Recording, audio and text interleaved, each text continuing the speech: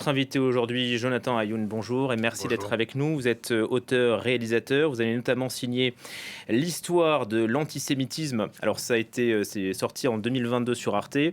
La chaîne le repropose aujourd'hui en replay sur arte.tv.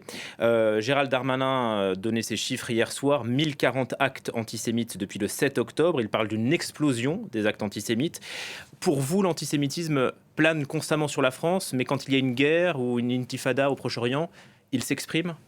Oui, il s'exprime depuis les années 2000, depuis la seconde intifada, chaque fois qu'il y a un conflit au Proche-Orient. On assiste à un pic d'antisémitisme à ce moment-là, le temps du conflit, et puis après ça se calme et ça revient. Mais il y a un deuxième événement qui produit, ou en tout cas qui libère une parole antisémite et qui entraîne une explosion des actes. C'est lorsqu'il y a de l'antisémitisme meurtrier. En 2012, avec la tuerie à Toulouse dans l'école juive de Zarathora. En 2006, après l'assassinat d'Ilan Halimi, à chaque fois, il y a eu des explosions d'antisémitisme pendant plusieurs semaines. Et là, quelque part, cet événement-là, c'est la somme des deux. Il y a à la fois la guerre au Proche-Orient et il y a eu le 7 octobre, qui est le plus grand massacre de juifs depuis la Seconde Guerre mondiale. Et donc, c'est la conjonction, enfin la somme des deux, qui fait que nous avons une explosion d'actes antisémites en Europe, mais particulièrement en France. Et pourquoi particulièrement en France alors? Parce que l'histoire de la France et l'histoire de l'antisémitisme est particulière et vivace, parce qu'il y a la plus grande communauté juive d'Europe et la deuxième plus grande communauté juive, entre guillemets, dit de diaspora après les États-Unis, et parce que le travail sur les préjugés en France progresse, évolue, mais c'est beaucoup plus, on va dire, répandu qu'ailleurs. L'association de juifs pouvoir, par exemple, ce préjugé-là, il est beaucoup plus important en France qu'à l'étranger. Je me rappelle que dans la campagne de 2012, la campagne électorale, vous savez, Google quand on fait des recherches, il nous suggère des résultats.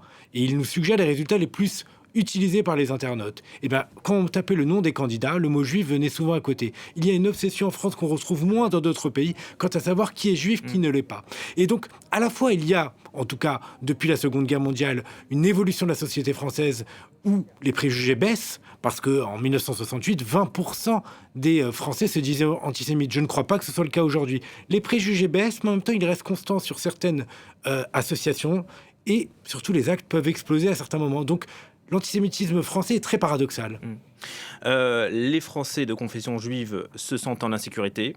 Il y a eu un article dans Le Monde aujourd'hui qui donne la parole à plusieurs Français de confession juive.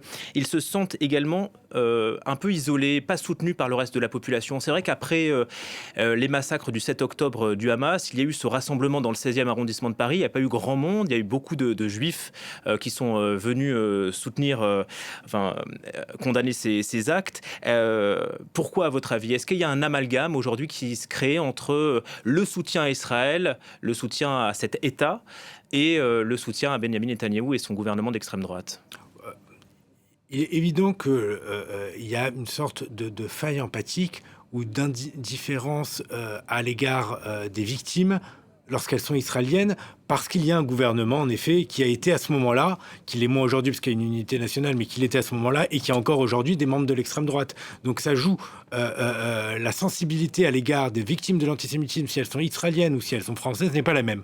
Ça aurait été un massacre en France, bien évidemment, on aurait été des millions dans la rue. Donc ça, c'est une évidence. Mais ce sentiment, on va dire, de banalisation de l'antisémitisme n'est pas lié qu'à ce moment-là. Déjà en 2012, par exemple, lors de la tuerie de Toulouse, nous étions 20 000 dans la rue. Alors que pour la profanation du cimetière de Carpentras dans les années 95, dans les années 90, c'était des millions. Donc on voit bien qu'il y a, avec le temps, puisque l'antisémitisme meurtrier revient malheureusement dans notre pays ou en résonance, en Israël ou ailleurs, tous les 2-3 ans, il y a une forme de banalisation de la manière de s'indigner et de se mobiliser. Une commémoration aussi sélective un peu alors? Une commémoration aussi sélective, mais aussi le fait que l'accumulation des actes d'antisémitisme meurtrier fait qu'au bout d'un moment, on se mobilise moins que par le passé. Et puis enfin, il y a aussi, malgré tout, dans la communauté juive, il faut le dire, une peur de la solitude, mais qui n'est pas que liée à quelque chose de rationnel, qui est liée aussi à la longue histoire de l'antisémitisme, où souvent, elle a ce sentiment d'être abandonnée, d'être isolée. Si j'ai le temps de raconter une petite blague très rapide, nous sommes en Berlin en 1937, 7 juifs marchent dans la rue, sur le même trottoir, ils voient arriver vers eux 2 nazis, 2 SS. Et l'un des 7 dit aux autres: vite, changeons de trottoir. Nous sommes deux. Ils sont deux, nous sommes seuls. Oui. Et il y a quelque chose aussi de ça, de ce sentiment de solitude qui est aussi inscrit dans l'histoire de la haine des Juifs. Comment on fait pour sortir de cette haine? Il y a besoin d'une parole forte, une parole politique ou peut-être venue d'une personnalité de la société civile. Il y a Olivier Faure, là, le patron du PS, qui propose un grand rassemblement à Paris contre l'antisémitisme. Oui, il propose un grand rassemblement au nom des partis politiques, avec une unité des partis politiques, ce qui par ailleurs, moi, me pose problème, notamment dans le fait d'associer le RN à ce type de rassemblement. Mais mis à part cela, je ne crois pas que la parole politique est la plus importante là. Les pouvoirs publics se mobilisent, le gouvernement a des mots forts. Il y a des arrestations, 500 personnes qui ont été arrêtées depuis le 7 octobre. Et plus de 1040 actes. Mais en parallèle, je pense que ça vient de la société civile. On attend des paroles fortes, des personnes qui sont connues pour être dans un engagement antiraciste, qui sont connus pour être dans un engagement pour les droits de l'homme, qui sont connus pour s'indigner lorsqu'on attaque quelqu'un pour ce qu'il est. Vous parliez du Rassemblement national, ça vous pose problème qu'il soit présent. Il a été présent dans le 16e arrondissement, quelques jours après les attaques du Hamas. Et la France insoumise, alors, est-ce que ça vous pose problème? Elle qui ne prend pas position et qui ne dit pas que le Hamas est une organisation terroriste. Oui, alors pas tous, mais en tout cas les plus importants, que ce soit Jean-Luc Mélenchon ou Mathilde Panot, par exemple, n'ont pas eu les mots justes après l'événement, voire même ont eu des mots plus que dérangeants. Et puis aussi parce que Jean-Luc Mélenchon, à travers, on va dire, les dernières années, a eu un grand nombre de propos qui alimentent la circulation des préjugés. Même pas que liés au conflit au Proche-Orient. Je pense à un mot en particulier, lorsqu'il vient raviver, réactiver l'accusation de déicide en disant que les Juifs sont responsables de la mise de Jésus sur la croix, qui est une des anciennes croyances populaires qui a fait des ravages à travers les siècles. Ça passe inaperçu, en tout cas, ça ne soulève pas les foules et ça ne soulève pas l'indignation parce qu'on se dit mais personne n'y croit aujourd'hui. Mais il n'empêche qu'au regard de l'histoire, ça a eu tellement de dégâts et ça a construit l'association juif traite, juif coupable, qu'il a une part de responsabilité en réactivant ce type de préjugés. Merci infiniment, Jonathan Ayoun, d'être venu sur France 24. Je vous conseille l'histoire de l'antisémitisme à revoir sur arte.tv. Merci encore. Merci à vous.